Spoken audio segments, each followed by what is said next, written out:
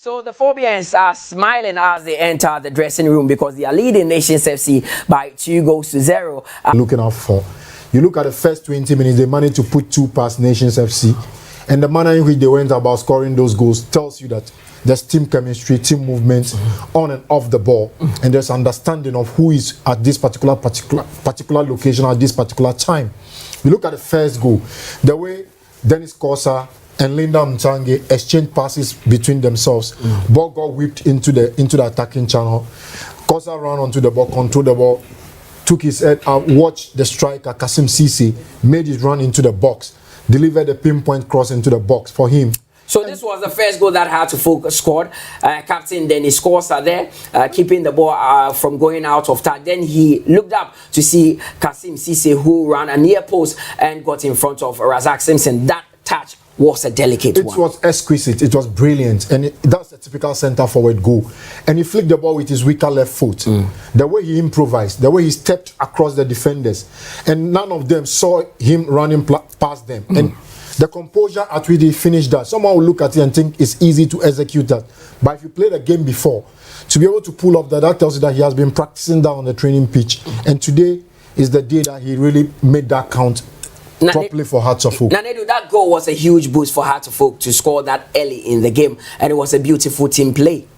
I told you before the start of the first half, Hearts of Oak will be playing the first 45 minutes like they are playing the World Cup final. And right from the start, you can see they are eager to score the first goal.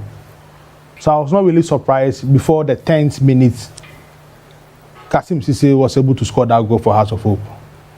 You can see right from the 45 minutes that they were using Kosa's area just to cross the ball inside the 18-yard box because they know the first 45 minutes of the game to Isaac Frimpong. I told you earlier on that they are going for a 4-4-2 direct.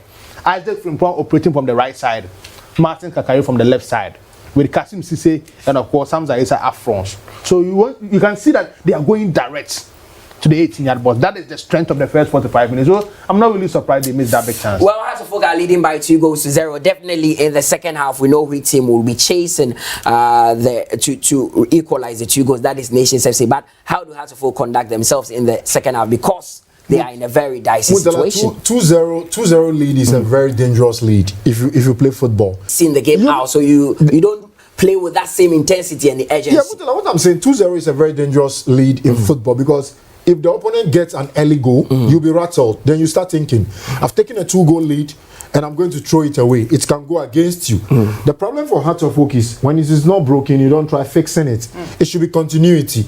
What you did in the first half to get you those 2 goals, continue playing, because in this game, in that first 45 minutes, you could tell that Linda Mtange has been the most mobile midfielder in central midfield.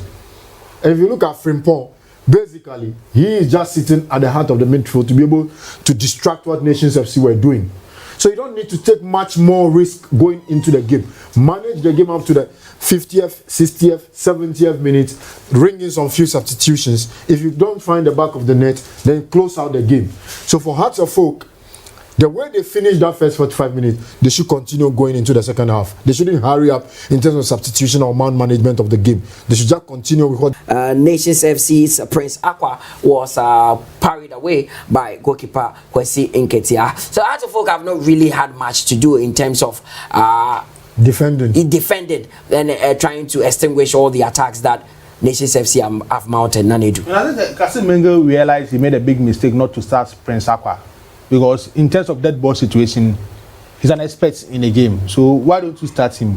I saw him in the first half. I think, coming in around that time to save ball, your timing should be crucial. He made a big mistake on that score. But the most important thing is, at the crucial moment, he was able to make the main save for Hearts of Oak. And this was also on the Accra Sports Stadium. Nations FC pouring forward and